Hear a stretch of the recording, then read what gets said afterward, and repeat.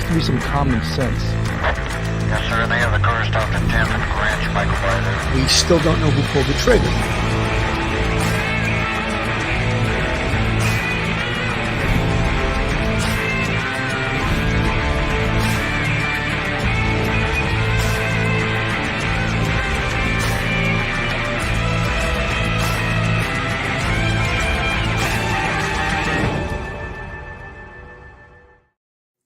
Hello, everyone, and welcome to Police Off the Cuff, Real Crime Stories. I'm your host, retired NYPD Sergeant Bill Cannon, 27-year veteran of the NYPD, retired out of Manhattan North Homicide Squad.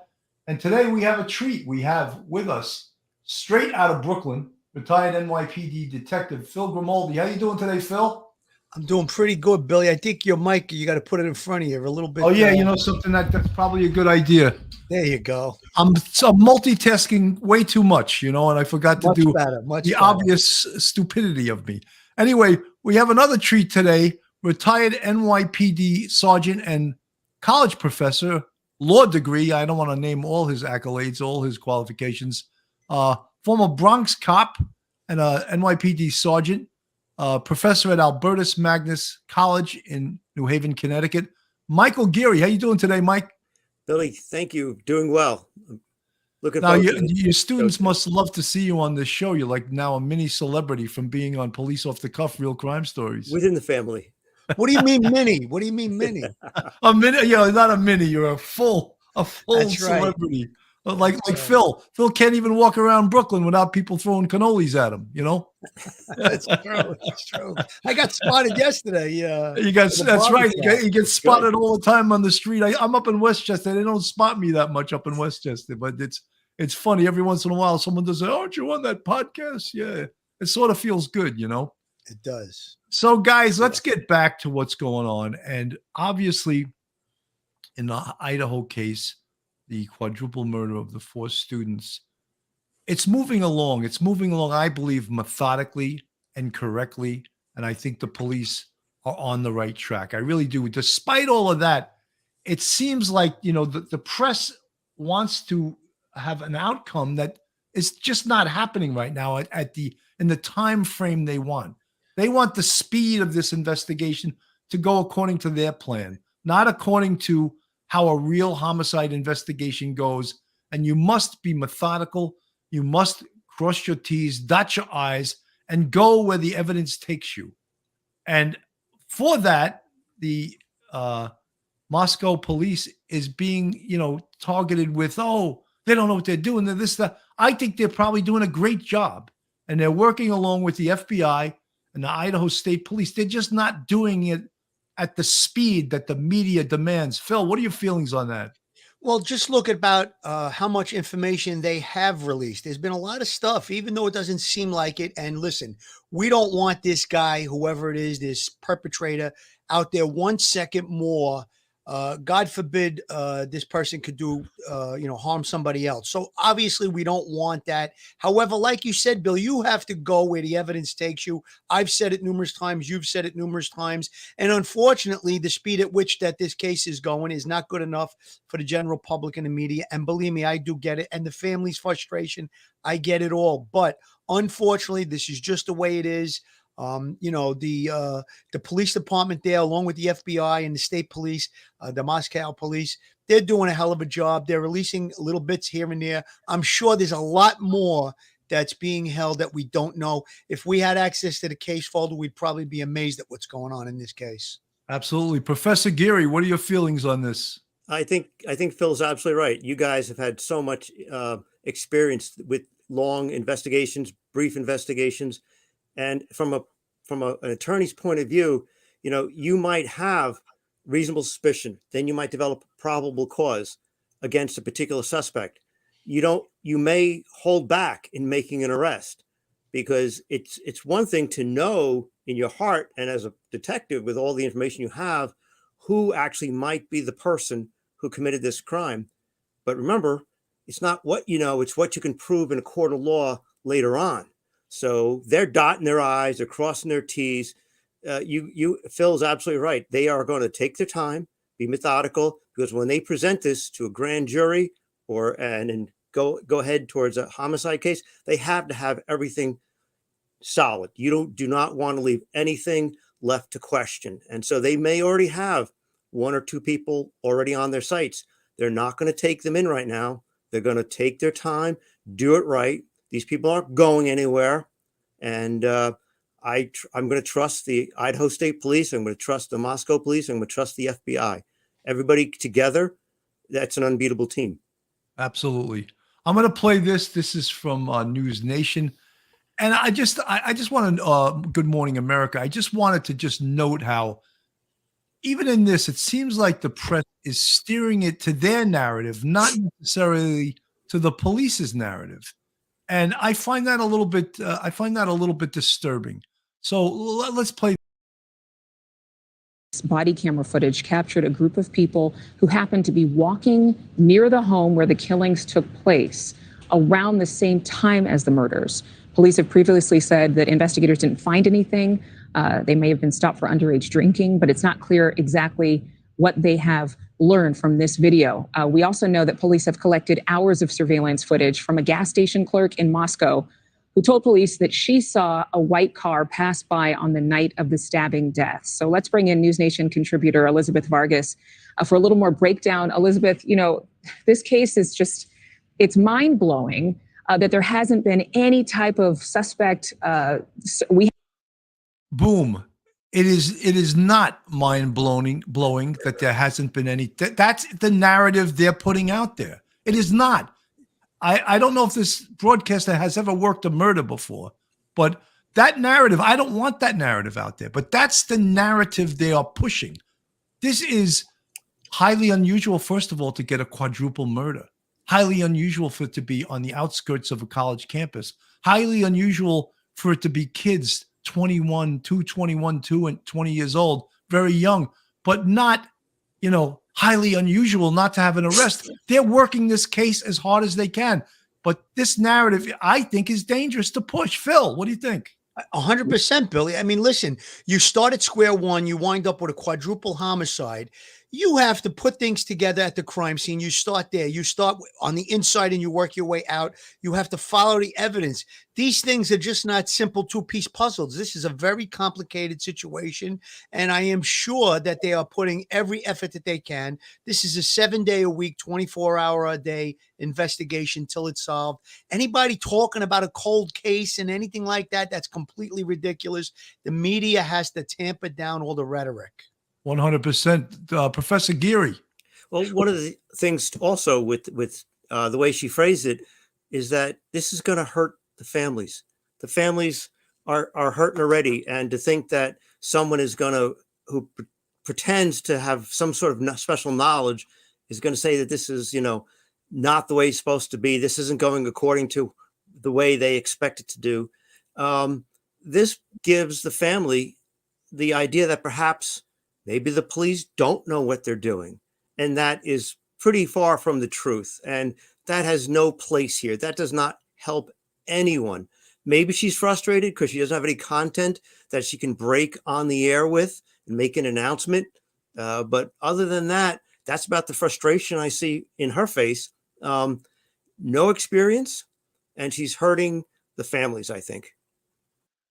Folks, just to let everyone know out there in media land, none of what the broadcast media says is going to solve this case. They may disagree. They think they're going to come up with the smoking gun. And they mentioned the Gabby Petito case as a case that was helped along by social media. And that happens to be true. A podcast named the Bethune family, Red, White, and Bethune, they actually had video that helped to find the body of Gabby Petito. So that does happen, but the broadcast media, with their opinions on how the homicide is being worked and what procedures should be, they're not correct. So I think you should listen to the expert. We haven't found anybody, or the police haven't found anybody who could be a suspected killer. The 4 people seen walking in this video, this body camera footage near the crime scene, do we have anything that we can get out of that? I mean, how could it possibly be unrelated when it was so close to the house? It isn't unrelated. There were 4 people. I have to comment on that. That was a gem. How could those 4 guys walking by be unrelated? How could that be unrelated? And the other one agrees with her. And in the very fact, you're right, it's not unrelated, because now that they've been spotted on video, the police must interview them. They must find them and they must interview them. Are they involved in this murder? Are they witnesses? We have to close that door. Phil. Bottom line is that just because the video shows them in and around the area at the time that this murder possibly took place does not mean that they are definitely involved in the case. This is a videotape of someone that could have been in the area. I think very important to talk to, obviously, to ask them what they saw, what they heard, if they saw anyone or possibly involved in this thing. 100%, but you cannot say concrete that they are involved in this or have some information. You can't do that until you interview them. The media is making leaps and bounds on this case. I think that they got to slow down on this. This is something that brought to the investigators' attention. I am certain they're out trying to find these kids and interview them if they haven't already. And again, we cannot say concretely that these people are connected to or have information 100% related to this homicide, this quadruple homicide. You know, coming from working in the Bronx and Manhattan, it's quite often that there may be a homicide take place, or maybe a violent assault take place, and people are going about their daily lives. It's a small town, but everyone was out partying, getting ready for the Thanksgiving break. So the fact that there was 4 people walking by, and for someone to say they must logically must be related and know something about the homicide, that's they're just grasping for straws, and it's just making the police look unprofessional by saying, well, the police are interested, but why aren't there warrants out for their arrest already? It's just amazing. Well, you know something, again, Mike, we can't ignore those 4 individuals that were walking by, because they're spotted on video at about the time. Right. So now, as the police say, all of this stuff brings them more work to do just to eliminate the possibility that these 4 had anything to do with it or potential witnesses. So again, in that way, yes, they're involved because they walked through or close to the crime scene at about the time of the murder, but I don't think they had anything to do with it. But I mean, I can't. You got to try to interview them. You have to try to interview them. Of course. Right. Let me add this back. Remove you, Mike, and who were close to the house around the time of the murders. It could be completely innocuous and innocent. It was a Saturday night, or actually Sunday morning, but college kids are out and about. There were frat houses nearby. There were parties going on. It could have been kids trying to avoid being arrested for underage drinking, like the kids who were being arrested that we see in this body cam video. So we don't know who those 4 are. Obviously, police want to find them and ask them. They might have seen something. They might have heard something. They might have seen the car that they're now looking for. So obviously, I can't imagine police haven't been trying to track these 4 people down, or that these 4 people haven't actually come forward to say, we were in the area that night and here's what we saw, or here's what we didn't see. So obviously police want to talk to it is related, Adrian. It's just a matter of how.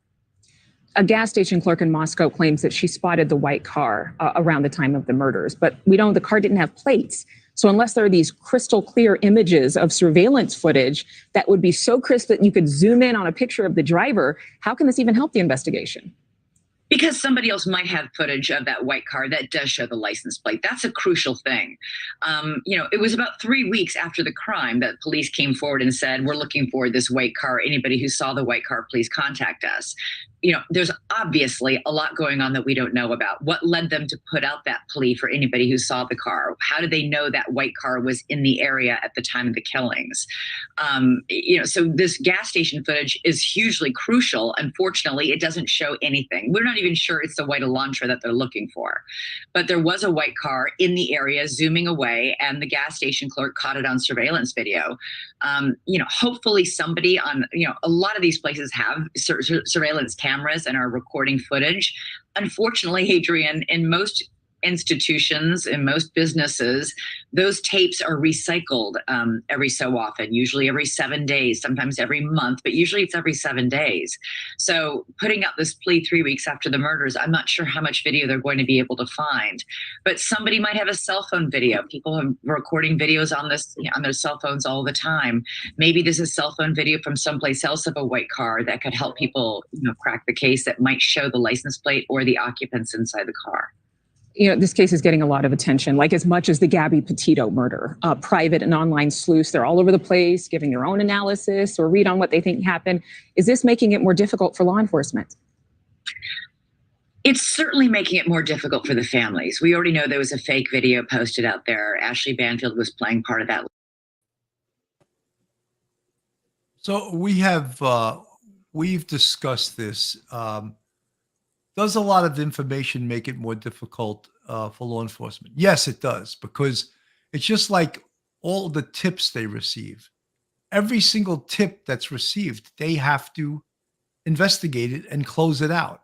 Even if it's nonsensical, they have to do a bit of an investigation and close it out. Now, this white Elantra and the revelation that this gas station had 8 hours of video, and actually an employee of this gas station went through the video and spotted what appears to be, and there's folks in the chat saying that's not an Elantra, the headlights are different.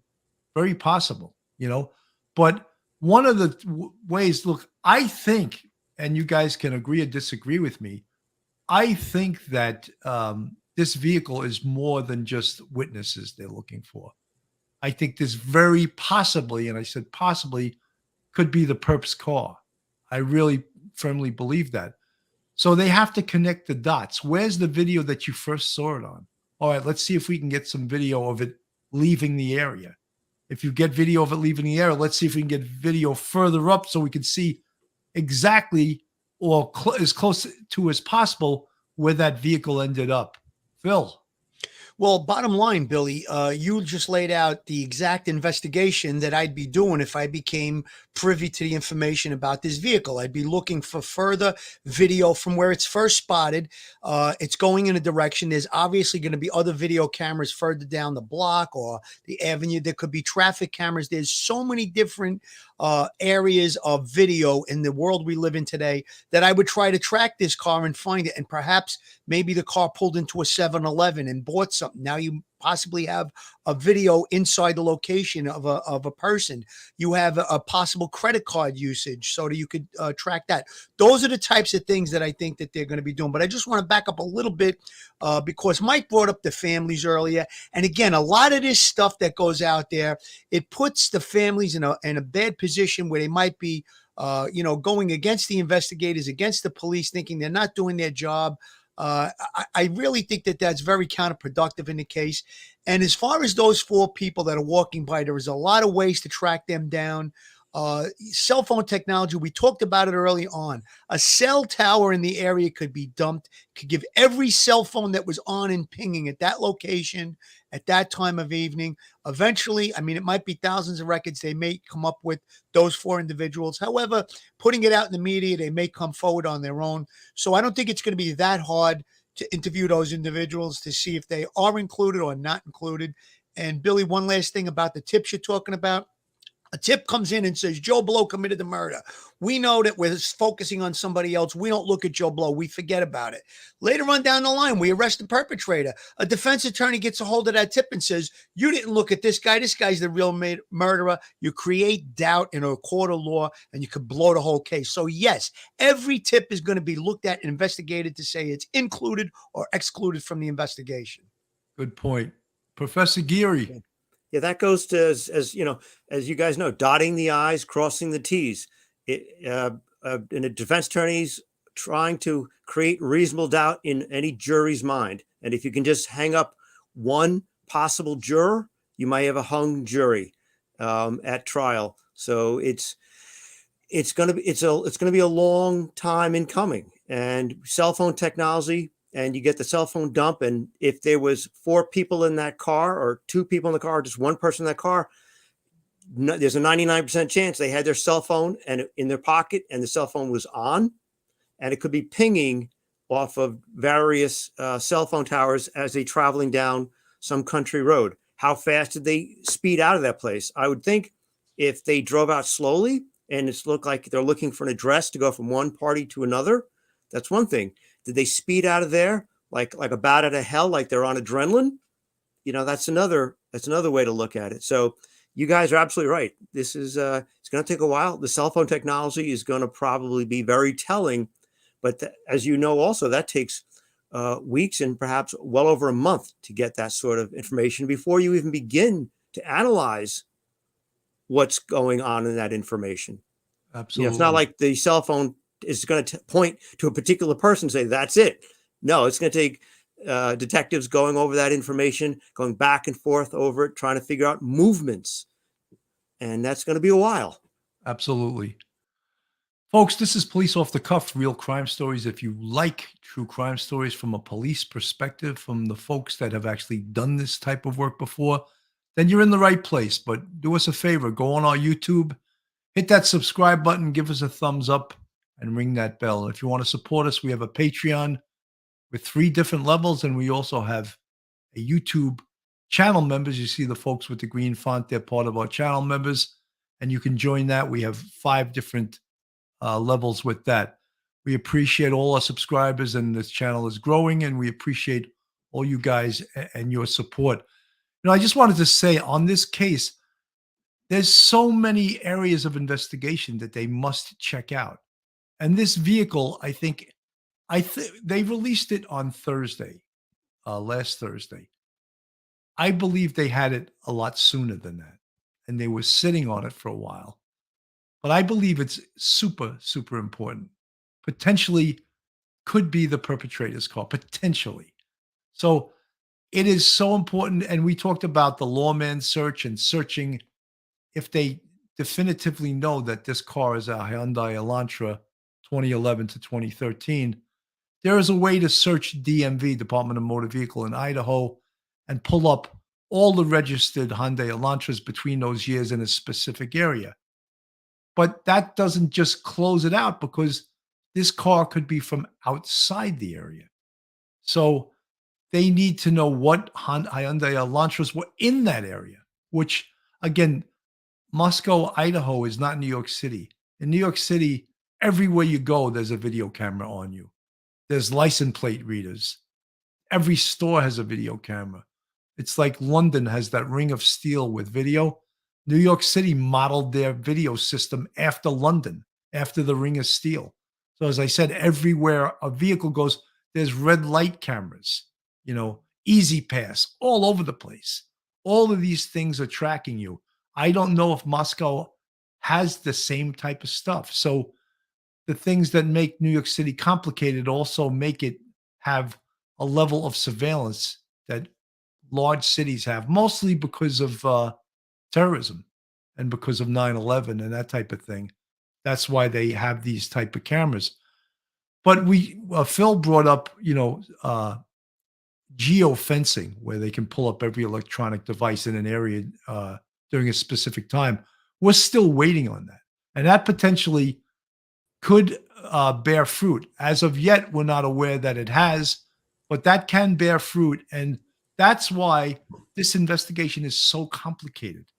And the media, the press, the printed press and the broadcast and the social media has to be patient with this. This is not an easy ground ball. The first 48, we got the information. We're going to get the guy tonight. It's a lot more complicated than that. Phil? Billy, you talked about the cell phone technology, the geofencing. There are experts within the FBI, analysts that can, even though you're going to wind up with maybe tens of thousands of cell phones hitting a cell tower, or maybe even it's thousands, whatever it is, there's ways to narrow it down that they can figure by an area. Say you want to have any phones that were pinging between 3 a.m. and 4 a.m., very close to the crime scene. And then you're going to work outward from there. So I have a lot of faith in the technology and the analysts within the FBI that I'm sure they're on top of stuff like that. Again, all of the different tips that are coming in have to be followed. I think that a lot of legwork is going in, good old fashioned detective work where you go out there, you knock on doors, you talk to people. And these are the things that when we talk about following the evidence, that's what you do. You have the physical evidence, the crime scene evidence, and then you have the tips that come in and all the other stuff, the technology, and you have to follow up all these things. And sometimes the trail gets real hot and it leads you right to the perpetrator. Absolutely. Patty Banks, thank you for the 199 super chat. Suspicious car owners didn't come forward by now. Good The point. suspicious car owner is not going to come forward. Only person would come forward is if the person is not the suspicious car owner and owns that type of car. If this is the perp, obviously he's not going to come forward. Hopefully he'll come forward with handcuffs on, but he's not going to surrender. Mike? Yeah, one of the issues I think as the investigation goes on is that if you have enough people in the area around Moscow, Idaho, and they're watching I don't mean to pick on anyone, CNN, Ashley Banfield, whatever, News Nation, whatever it happens to be, you can taint people's memories a little bit if they start to hear things over the course of several weeks. If they've been interviewed once by the police, or maybe they haven't yet been interviewed, and whatever their memories were, it may be altered slightly by something they may adopt as a memory later on. And we all know our memories are not like, we're watching something and we remember it 6 months later and it's like a spool of film. No, our memories are malleable in many ways. And so that's one of the things I worry about. Hey, Mike, what cops, man? Malleable? I don't know. Phil, you get that one? Listen, I'm sorry. I'm with some intellects today, so I'm just playing back. Sorry about that. I mean, we're educated, but malleable, you pulled that out of the university system there. Got that right. Oh, yeah. Schmitty, thank you for the $5 super chat. I've learned Thank to you, watch Schmitty. the news with a grain of salt, then come to police off the cuff and duty, Ron, for common sense. The police are well ahead of us on this. Thank you, Schmitty, so much. And, look, everyone that watches true crime or has a right to their opinion and can put and that's maybe why people watch this, because they really are interested in what's happening and put their opinion in. And look, no one's wrong at this point. As even the most educated, and I call them talking heads, people with homicide experience, FBI experience, behavioral analysis, they're not wrong, but they're not, they can't predict with the crystal ball. They can predict, like everyone knows what a hypothesis is, an educated guess. And that's as far as they can go. And that's how we have to respect the information that we receive. And some are more educated and more experienced than others. Play the rest of this. Last night on her show, that can't be easy for the families. People, obviously, in the absence of any information from police, are desperate for a clue. On the flip side, people can come up with ideas and people can notice things. And I think the FBI has done a really smart thing in establishing this website where people can upload videos themselves. Now, there's already been, I don't know how many thousand, hours worth of videos uploaded, and somebody has to go through all those videos. It's a lot of work. There is huge public interest in this case, and that's good. That'll keep it alive, and maybe a lead will come forward. Obviously, as time goes on, chances of that become slimmer. All of a sudden for someone to wake up and say, oh, holy cow, I've got this video on my cell phone. Maybe this has something to do with it. Or, oh, yeah, I was in that area. Maybe now I'll call police. That's less likely. This has been out there. I mean, you have to be living under a rock not to have heard about this case and not to know what the details of this case are and not to have heard the police from authorities to please come forward if you have any information. But it's good they're continuing to try. You never know when some sort of snippet of video or some sort of cell phone photo or somebody will remember that they saw or heard something relevant in this case and they need it right now. Yeah, definitely. It's a lot of mercy for that family or those families of all those young people. Elizabeth Vargas, always good to see. They so simplify a witness coming forward. They are one of the exact reasons why witnesses don't come forward, because it puts your whole life under a microscope and you're out there. All of a sudden your face is all over the tube It's all over the newspapers. So if someone wants to come in during this investigation, I would think they'd like to do it, and I'm going to pull a college word out of my archives, surreptitiously, on the down low, as we used to say in the Bronx and Upper Manhattan and parts of Brooklyn. On the down low, they'll come in to say the police, they don't want to be advertised. They don't want the media to know who they are. Because now if someone comes in, again, it turns their life upside down, and there's no small thing to that. That's a huge thing. Phil, what do you think? Well, I'm going to go back to a homicide case that I had back in the 90s in Coney Island where a 79-year-old woman was killed. The perpetrator is leaving her apartment, is spotted by a next-door neighbor. They engage, and he threatens to kill her. However, he's interviewed early on. We let him go because we didn't have anything to hold him on. He takes off, and he goes to Atlantic City. We go on television with the case, and this is eating away at this witness that saw us. We interviewed her the first day. She told us nothing. I didn't see anything, didn't hear anything. However, 6 months later, knock on the door. The perpetrator was out of the area. She was fearful of this guy. He had killed this 79-year-old woman. He was known in the neighborhood to be a vicious murderer. So she was afraid. Now, he was gone for all that time. Knock on the door. She just about pulled us into the apartment, gave up the information. We made an arrest, cleared the case. So sometimes these things take time. Obviously, the person that committed this horrendous quadruple homicide is a maniac. So maybe there is an eyewitness out there that's afraid and in fear, and it may take time. But things that the media is doing is presenting even more fear into a person like that. So again, you made a great point, Billy. I think that sometimes you just have to let the wheels of justice spin, the investigation continue, follow the evidence. And again, hopefully recanvassing, talking to people again, that might be the turning point in this case. Absolutely. Charles Raymond, this is a great question. And I specifically don't know the answer. I can just conjecture, but you guys know if night vision satellite technology exists that the FBI might have access to. I know that technology exists because I've seen it used on terrorists where they actually spot the tent that the specific terrorist is, and they send a drone to the exact GPS coordinates and take the terrorist out. I don't know if that technology would be available to law enforcement. I know it exists, but I really do not know if Mike, do you know the answer to that? I don't know what the FBI has. We've got all kinds of thermal imaging equipment that could actually sense heat through walls and things like that. It's been around a while, but I don't know what the FBI has nowadays. That's NSA territory, National Security Administration. That technology is there.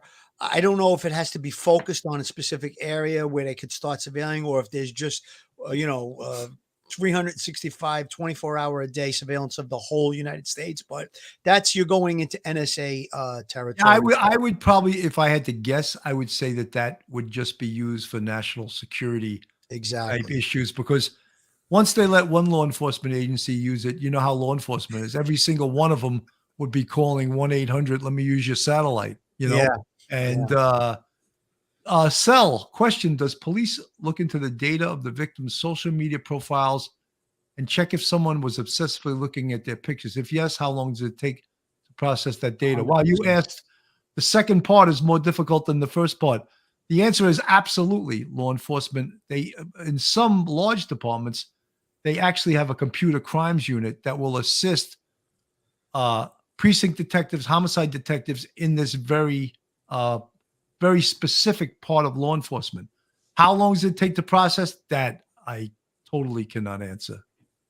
Billy, you brought up about the cell phone technology, and we talked about the NSA. Just to give you an idea about the NSA, all cell phone companies in the United States are required to keep all cell phone data for 365 days. Now, it costs them a lot of money to store all this information and this technology. Now, what I mean by that is calls going back and forth, text messages, pictures, all of that stuff. It's stored for 1 year. On 365 days in a year, on 366th day, they erase it. The NSA keeps that information for 5 years. So again, you're not going to get access to it from FBI, local police, state police, whatever. That's something to do with national security, but they do hold on to that stuff for 5 years, mostly for terrorism and things of that nature, and anybody that wants to attack the country. Absolutely. Mike? Yeah, that program, I think, Phil, that you're talking about is the one that started under the Bush administration in the 2004, 2005. It was something that the revelations of which in Congress caused a stir. President Obama continued the program, but it's one of those things. Once you have that technology and you see a need for it, it's going to be married together, and it's a permanent thing. And there are downsides for personal security and personal liberty in America? Yes. But if able to be, gotten from storage and used in a case like this, if it was allowed to be actually even used in a case like this, would be groundbreaking. And I think, Billy, as you said, they might be reticent to use that because once you get one police department having access to that sort of information, that high level security of information, everybody's going to want it. Well, Mike, the perfect example of that was on the NYPD when cell phone dumps and cell phone data, cell site information was only to be used on murders. Next thing you know, they relaxed the policy and people started calling in for grand larcenies and robberies. And the carriers were basically like, stop. They had big money too, Billy. And folks, that just so you know, because people couldn't believe this, when the police department asked for a data dump or a cell phone tower, it costs about $1,000 a day. The carrier doesn't do that for free. They don't do it because they're trying to be good citizens. It costs a lot of money. And of course, they have to assign people to do that work. So it's not free in any stretch of the imagination, even for them. It costs a lot of money. I want to play some of Ashley Banfield and Brian Enton here. Brian Enton's been all over this case. He's an excellent correspondent, and he's really a hard worker. Let me play this. Yeah, this was interesting. You showed that map. This liquor store is nowhere near. It's really on the opposite side of town from the gas station that we focused on last night, where the surveillance video was of the car. What we know, Ashley, is that within the last week, I don't have a specific day, but I know within the last week, police showed up at that state liquor store and that they got surveillance video from the store. There are cameras on the outside of the store that point towards the road there and the parking lot where the liquor store is. And it's a busy area. There's hotels around. There's a couple of other stores. There's one of the cameras right there. You can see the way it points out. And then there are also cameras inside the store. I wasn't able to get specifics about whether police were interested in the video from outside or inside, but I am told that they got everything they wanted and that they were there within the last week. So here's where I get confused. I've assumed the minute you kill 4 people, you are amscring as fast as you can in the opposite direction of where those murders happened. And yet it almost seems as though the gas station's on one side of town, there's liquor stores on another. I haven't been there. So from your perspective, what does this tell you that there's video in 2 different locations that's of interest to the police? Well, what it tells me is I don't know that we should read too much into thinking that these things are specifically connected to the crime. Number one, Ashley, the video from last night, we went over it so closely, you and I. It is blurry, and we don't know for sure that it's a Hyundai Elantra. The gas station, you see the map again where the video came from last night. So that could be totally unrelated. And then the liquor store, we don't have enough details. I mean, have they just been going to different stores trying to get video? I've told you before, there's a lot of stores here that don't have cameras because there's not a lot of crime here. Are they just hitting up every store that has a camera and trying to see what they can find? Or is there a reason they specifically targeted this liquor store? At this point, one of the reasons is how sure are they that this car is a Hyundai Elantra?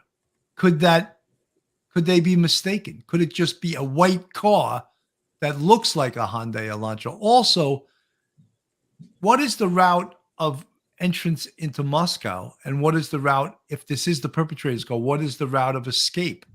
That is potentially why they're looking at video all over the place. If that is the car and it's passing this gas station, where did it go after that? Can we keep following it via video cameras to see where it went, to see where it ended up?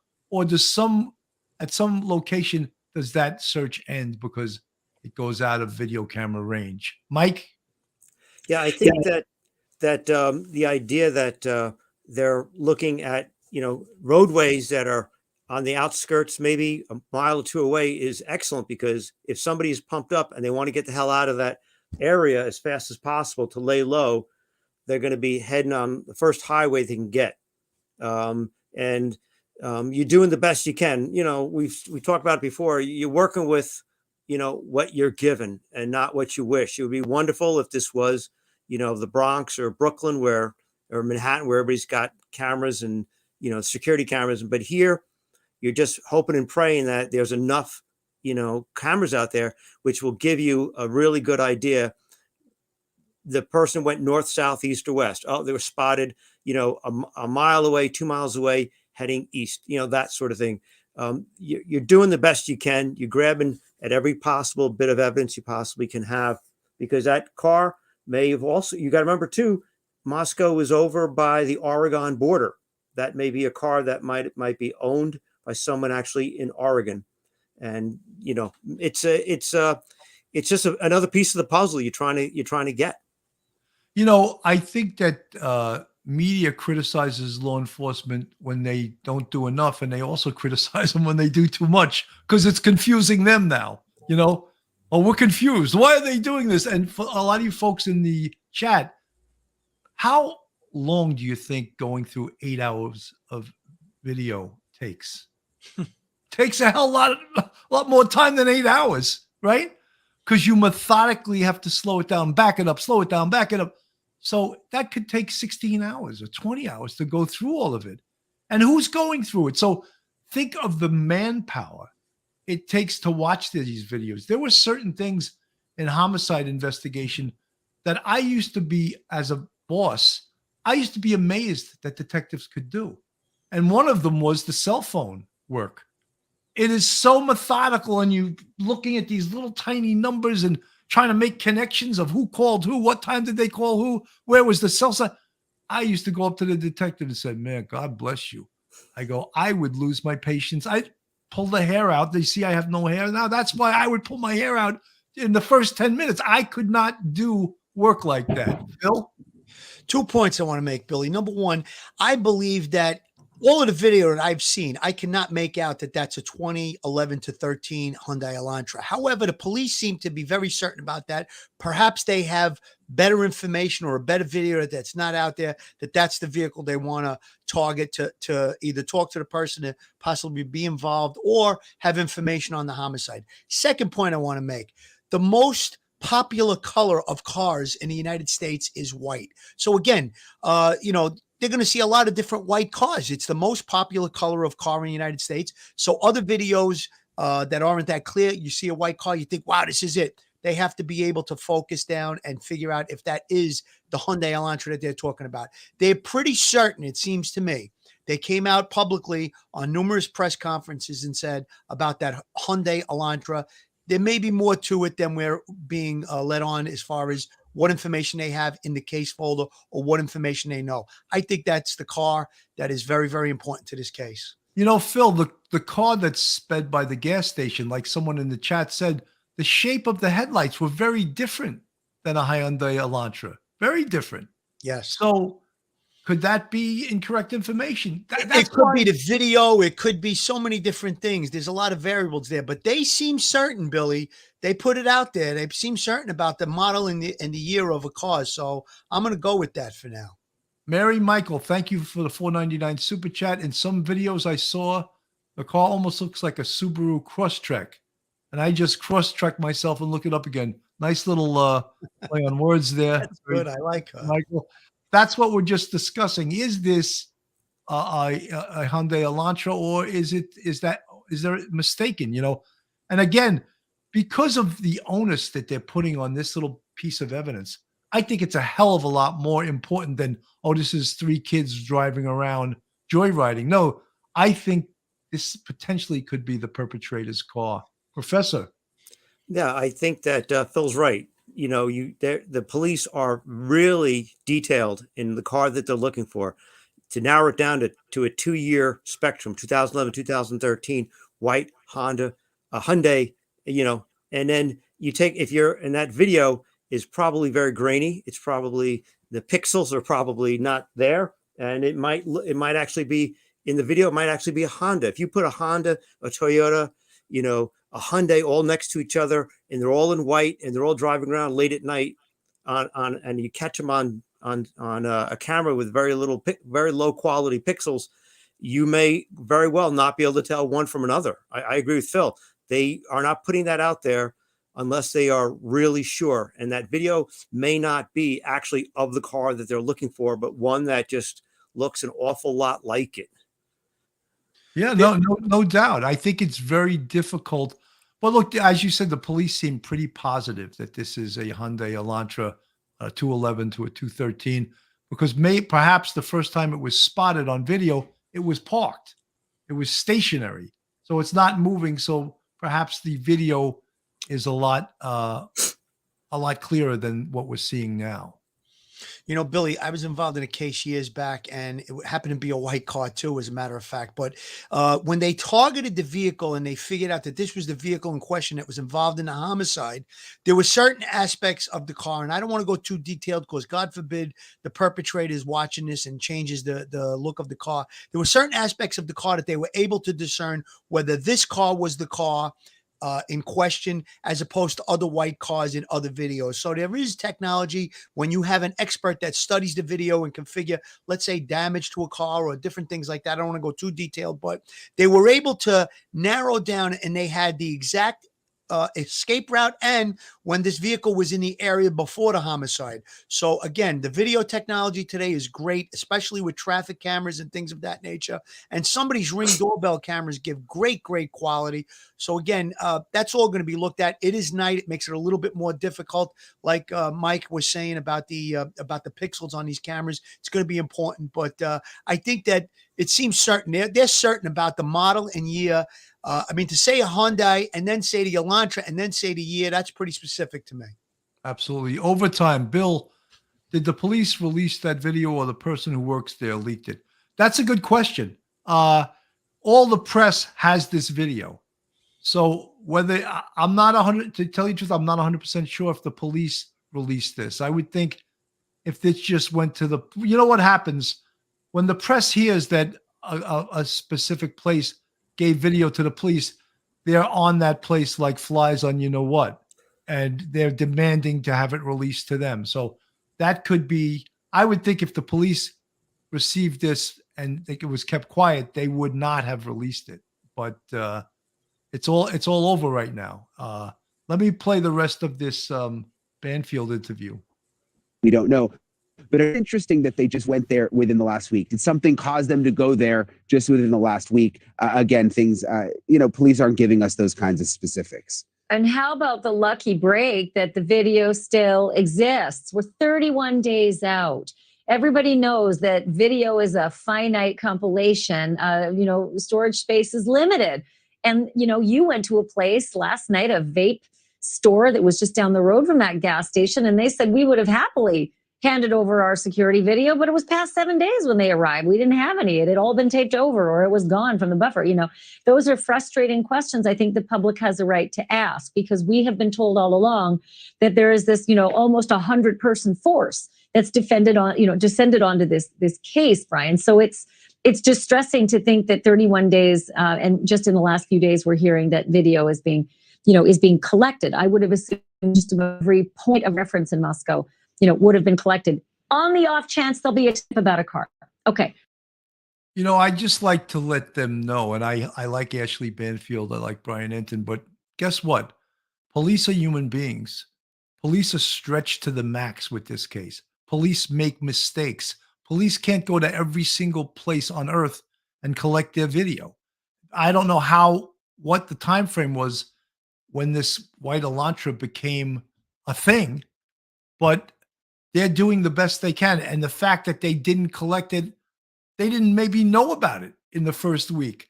So how were they going to every place? They were just speaking about how a lot of places erased their video after 1 week. So then the potential smoking gun video is now gone.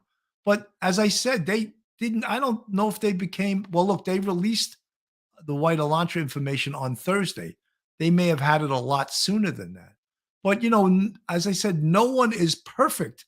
and to demand perfection out of the police is to be unrealistic, in my opinion. And they're going to make mistakes. And again, they're talking about the amount of personnel. Maybe they don't have enough. Maybe that's not enough for this case. This case is a 24/7, operation, and maybe they need more personnel. I can't, answer the manpower. Only the bosses working this case can. So let's talk about the direction. I'm going to ask our control room to put that map up again, because when you say that they're far between each other, if you started the crime scene down on the left-hand side of your screen on the bottom, it is really circuitous to get to that gas station and drive by and then end up way up at the liquor store. Could you tell me if there's like an I-95 escape route that would be quicker if you went that direction? Like, does that direction make any sense anywhere if you were to go by the liquor store first and then the gas station, or the gas station first and then the liquor store? Not really. And I'm looking at the map, and what's interesting is in between all of these locations is the University of Idaho. So the campus is in the middle. And what I've been trying to figure out, you mentioned the vape shop.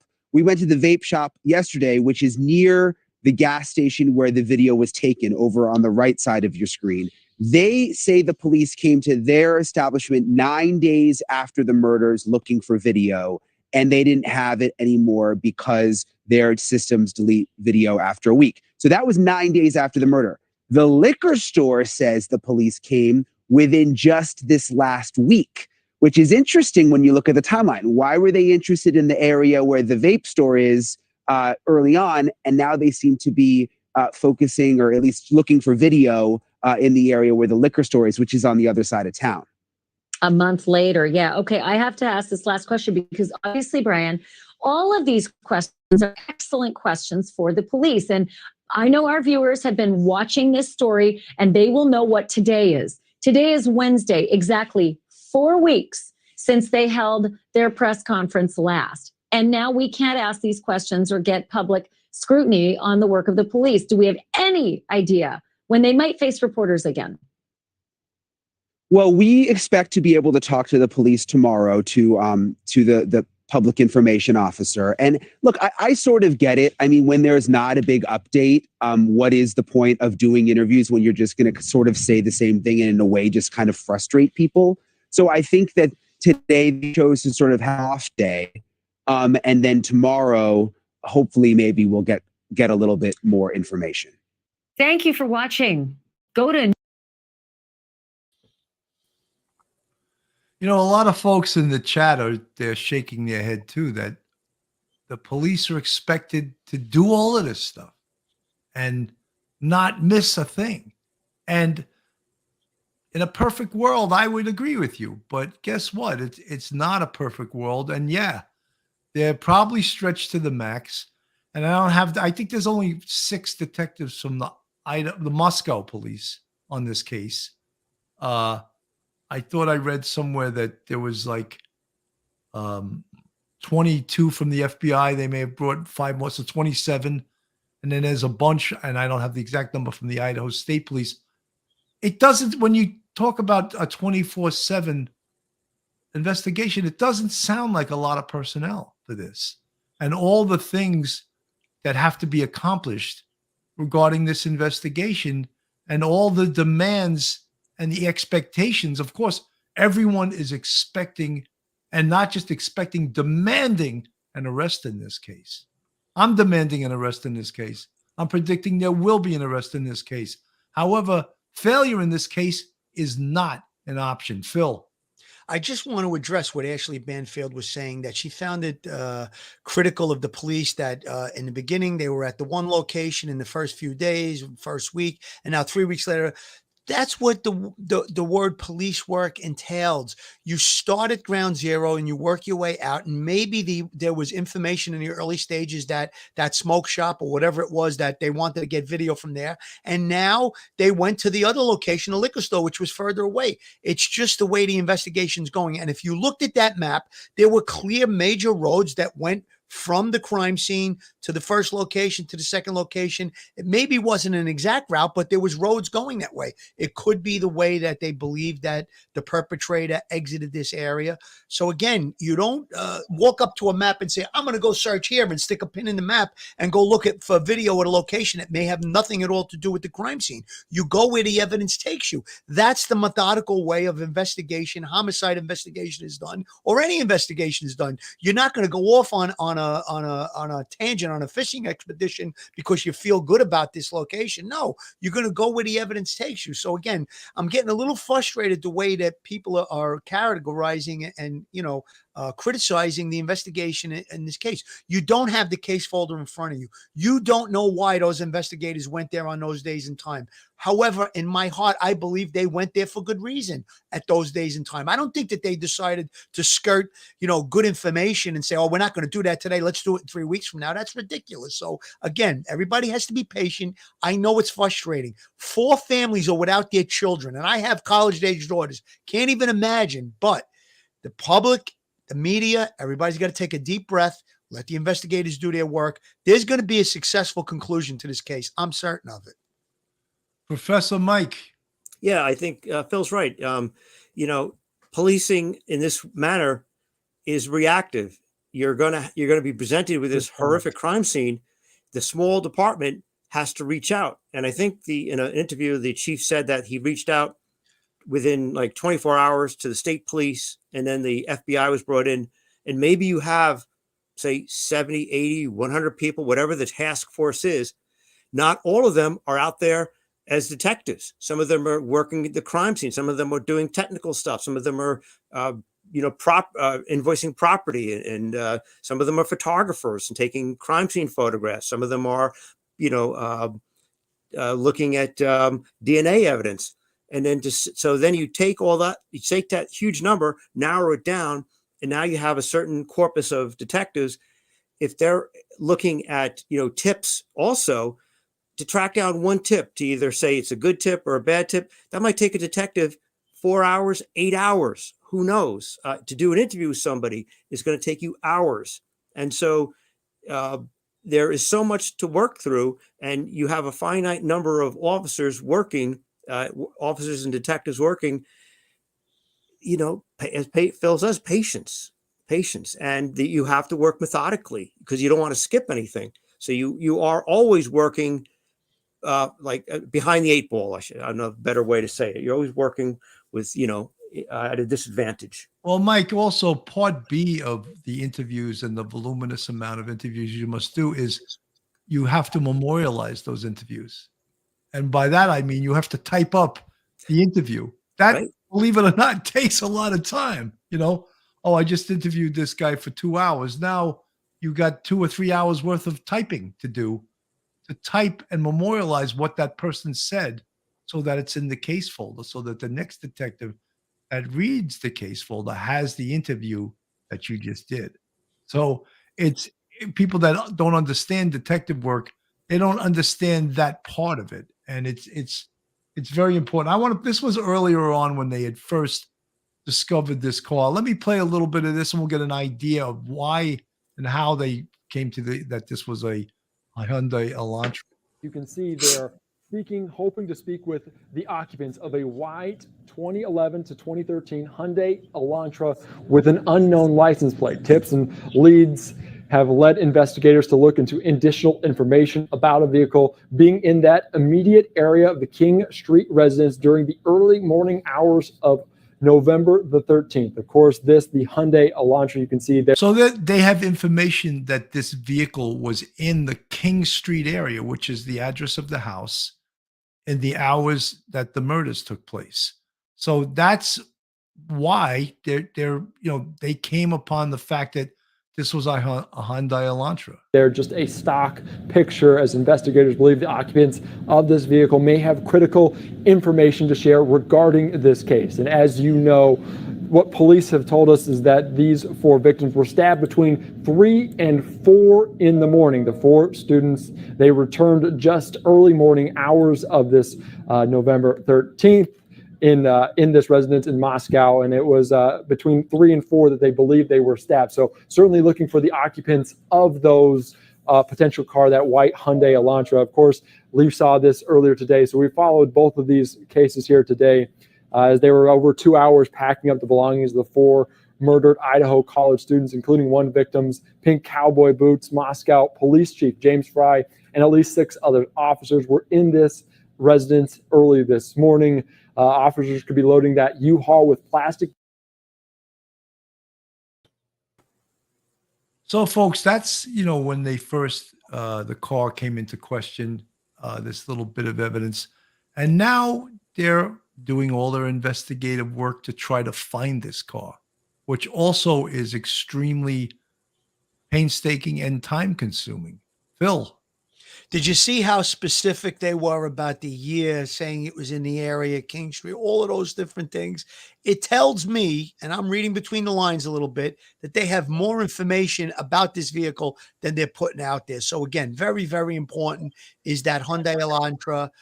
Again, it's a white car, number 1 most popular color in the United States. So I think they have to narrow it down to try and figure out if there's other video in the area, but they'll do it. It's a painstaking part of the process, but that's what good investigators do. They sift through the evidence, they follow it, and they continue on.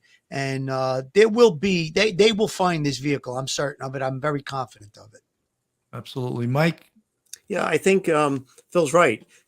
It's going to take a while. They know what they're doing. They've got a lot of information that they just strategically won't release to the public.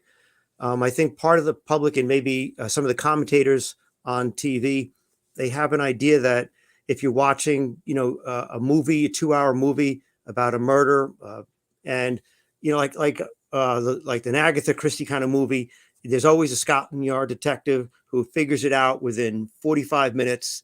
And it's over, and you've got a really small, limited group of possible suspects, and it's all done, lickety split.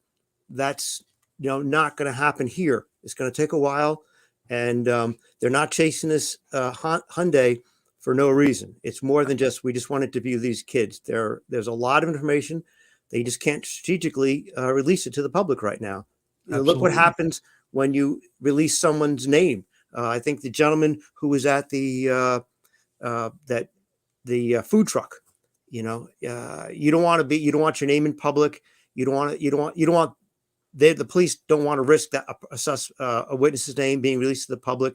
That person's going to be doxxed. That person's going to be identified all over the internet. That person may be subject to death threats. So that's one of the reasons why I think the police are so reticent.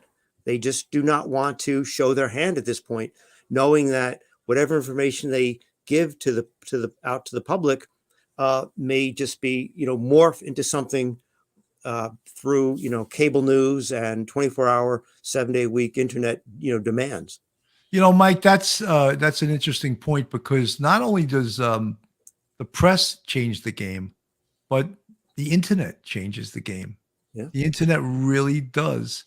Because is there a possibility that YouTube content creators could come up with information that is very important? Yeah, absolutely. We saw that in the Gabby Petito case, and they keep pointing to that. Yes, because guess what? There's thousands of people doing this type of these shows, commenting on the internet, people, Twitter, Instagram, all of this, YouTube, all of this stuff is out there. So it does change the game in a way that we didn't see perhaps 20 or 25 years ago. Phil? I just want to piggyback a little bit on what Mike said earlier. He talked about how there's so many different investigators in the case. And just like TV, like you brought up, Mike, that one investigator solves the whole case. It's not true. It never happens that way. It starts from the first person that responds to that location. They're involved in solving of the case. EMS is involved, the ambulance people that pronounce the victims. So many different things there's so many ingredients is the point to solving a murder case. It's not an episode of NYPD Blue where it's solved in an hour. It's very difficult. It's very painstaking, and it's always a team effort. Any detective or any person that says, "Oh, I solved the case on my own," full of baloney. It's not true. Absolutely. Phil, just get to this. Joe Murray, attorney at law. Have you found yourself in a jam? Are you in need of legal counsel in the New York area? Do you need a victim's advocate? Well, Joe Murray is your man. He's not only an experienced trial attorney, he's also a retired 15-year member of the NYPD. He literally knows both sides of the fence. His website is jmurray-law.com. His telephone number is 646-838-1702, or you can email Joe at jmurray-law.com. Joe Murray is a big supporter of this show, and we want to thank him for Man. that.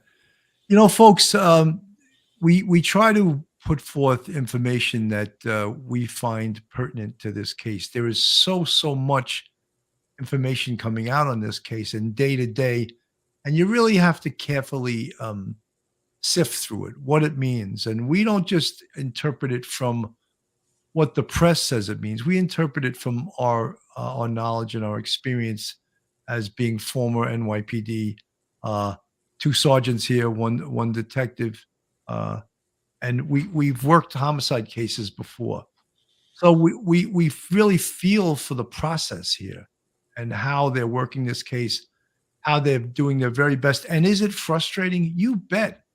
I think that more people seem frustrated from the press than the police. You know, they somehow feel that they should solve this case, and they're frustrated that they're not getting the information that they're almost demanding. And guess what? The police are doing a good job not releasing that information. And I can imagine how difficult it is to remain resolute and not to release things that might make your job easier with the families, but in the long run, destroy the case. Mike? Yeah. What the public doesn't see is the day-to-day work. The detectives just going out day after day after day, interviewing people, tracking down witnesses, looking over leads, as you say, Billy, also then, banging out the DD5s, the complaint follow-ups, doing all that stuff. That takes hours and hours and hours. This is a work-intensive environment, and there's nobody getting a good night's sleep. They've got the coffee going 24/7. People are probably taking power naps and getting right back to work. This is just what you have to do until it's over. And if the public could only see that, that would be wonderful. But the public's perception is based on what they see on television, as you say, NYPD Blue. And unfortunately, they take that to mean that that's actually really accurate to what is happening today. It's not. Mike, I when you're talking about taking power naps, I just remember when I was working homicides, I was so pumped up with adrenaline, I couldn't sleep. Sometimes I would go home after not sleeping for 3 days. And I know people that never did this kind of work might not understand it, but I was too tired to fall asleep. I could not fall asleep because and I don't know if anyone's experienced, Phil, I'm sure you have that feeling of you can't sleep because you're too tired, Billy, what people aren't understanding is this, and I would be honored if I was still active to work on a case like this, because I would want to get justice for those families. And what happens is, if you're an investigator on this case or any homicide case, your personal life goes on hold. There's no birthday parties, there's no holidays, there's no vacations, anything like that. If you're a true investigator, that's what happens. And people don't quite understand that. You're talking about I was up for 3 days on a homicide case, and I was given the opportunity on 2 of the 3 days to go home and get rest because there were so many investigators on the case. I said, no, this is my case. I'm staying. At the end of the 3 days, they had to drive me home. That's how I was falling asleep sitting at my desk. So again, it's part of it. I don't have any regrets about it. It's what you do. You're given the unbelievable, it's an honor to have, you're going to speak for that dead person. You're assigned to that investigation. You have that on your shoulders, and, everything else goes out the window. Personal life goes on hold. I just want to answer Moose Girl 108 because she had, actually Moose Girl 08. She had asked this question twice. How do you get over seeing these scenes? You don't. The real answer to that is you don't. Exactly. It will always be imprinted upon your brain, the horrendous stuff that you've seen as a cop, as a homicide sergeant, as a homicide detective. it'll always be imprinted on your brain. And hopefully you have a good family, a good wife, good kids, and you have a good life that you can live your life and have a good life and not dwell on this stuff. But it takes its toll on everyone that's done this type of work, and that's for sure. Guys, we were at almost an hour, 10 minutes. Phil, I'm going to give you last words, and Mike, and then we'll say goodbye to everyone that came by today. Final words. Everybody has to be patient. Like I said earlier, take a deep breath. There's some really good investigators on this case. Just have faith. It's going to get solved. Those families, keep them in your thoughts and prayers. It's the holiday season. Those people are not having a holiday. The investigators are not having a holiday. So just keep a good thought for those people. And again, just have faith. And hug your kids, and just be thankful that none of us are going through what these poor families are going through. Yes. Professor Mike? I just have to say, Phil's right. I can't add to that. I couldn't say it any better. You just have to, just pray for the people involved. Absolutely.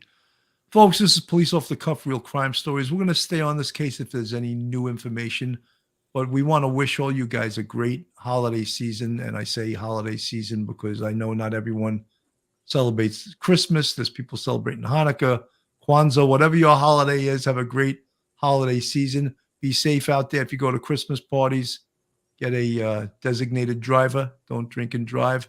Anyway, have a great day, and God bless from Police Off the Cuff. Stay safe, everyone. One episode just ain't enough.